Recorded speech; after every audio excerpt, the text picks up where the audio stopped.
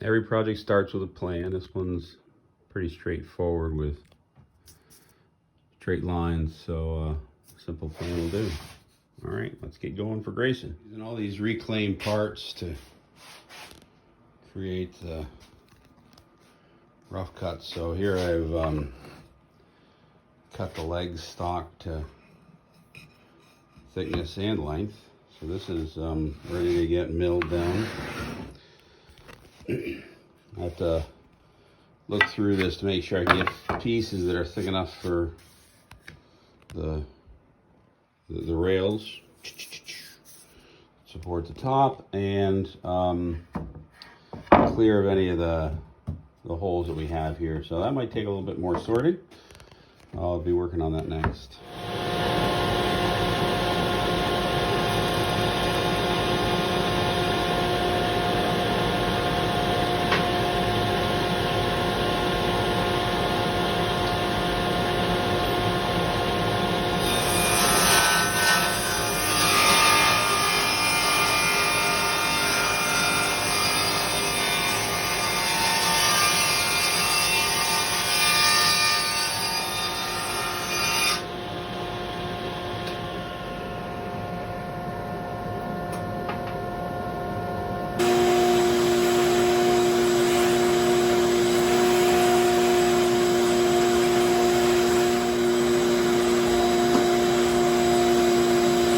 Couple minutes cleaning up every day makes it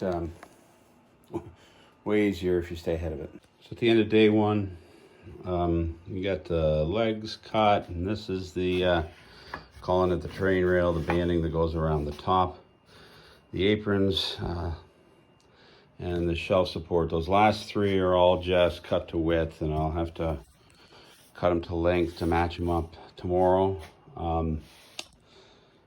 And I guess that's it. So we'll see you back tomorrow morning. This shows where I made all the calculations to figure out the sizing for the legs, and we're gonna put that extra bottom shelf, and off we go. With the base mocked up, we can measure the rough size for the bottom shelf, and we'll cut that a little bit oversized and then trim it down to length once the thing's assembled, once the frame is assembled.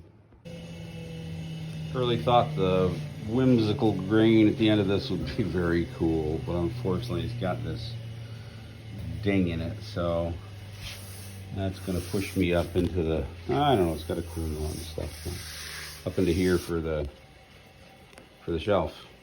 So this is just cut out of a piece of plywood, rough cutting that to shape, and matching it with the top that's already cut. Here's the top and the top of the shelf, sanded to 150. I'm gonna pre-stain the top, and you gotta see that because that's kind of an ooh-ah moment. I've also cut a dado here that's gonna sit above. You can see how that sits above the shelf, so it kind of hides the corners and gives a little bit of a protection to the sides and to the bottom. So that'll be installed later. But and when I glue that, I don't want, if any glue squeezes out here on the top, I'm going to want to be able to clean it up. So pre-staining the top will let me do that. So here's the stain Jen and I picked out. Dark walnut. You said you really liked walnut. So here's for the big first moment. Clean soft rag. Dip it into the stain and just wipe it on. It's pretty dark. All right, I'm just gonna put the camera up and finish up. So now we're here on a mock-up. I've laid out and numbered all the joints to keep everything in order as I go around the table. And next I'm gonna use the domino to cut the joints. I did a few test cuts to get the right depth. I got it set now. So all the lines are lined up. I simply get to use my test tool, line it up with the lines on the wood, and plunge it in, and that'll make the mortises for these little loose tenons that fit in there. So the nice part about this is now I can really batch these out very quickly. The table's now moved from a mock-up where I just had things laid together to a dry fit. So all the joints are assembled, they work. This allowed me to clamp everything together and check it for square, which I'll do next. And if that works, I'll start the first glue up. This is what I guess I would call the second stage of the mock-up. See, I got the legs are all glued together and the aprons. So I'm just laying the top on. We'll start thinking about how the pieces go together on that. And importantly, I have to size the bottom properly. So at this stage of the mock-up, I have to size the bottom properly. So I'm going to take the banding around the edge and place that in, and do some measuring and calculating to make sure I can put this all inside the leg. So I'll be doing that next. So here you can see I've placed the banding around the edge of the bottom shelf, and I keep dry fitting and adjusting to make sure it fits. All fits just right. A little goofy here, so maybe a little trimming with a hand plane, but looking pretty good. I think I'm ready to glue up that bottom shelf.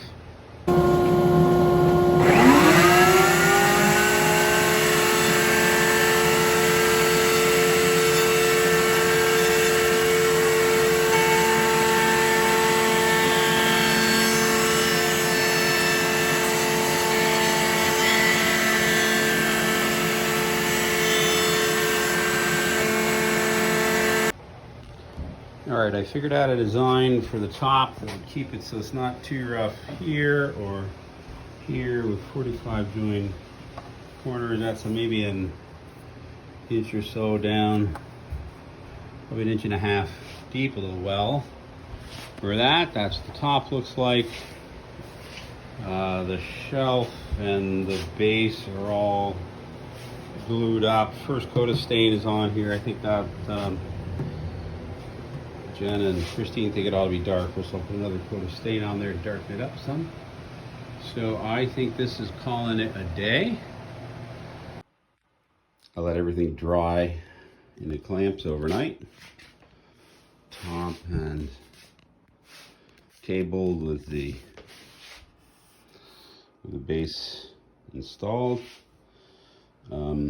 So now it's any touch-up work and sanding to, so this corner is really nice. This corner a little bit off, a little bit of planing and sanding, I'll adjust that so it looks just right. After sharpening, I did a few test cuts on this piece, just enough to get rid of the saw marks on that piece, and dialed it in so I'm getting a nice fine shaving, so that'll help me really make the finished product look good. Here's a great example of where the getting a little bit of glue on the joint actually raised the fibers, so it's kind of rough and a little bit ugly. We'll just take a couple swipes with the hand planes.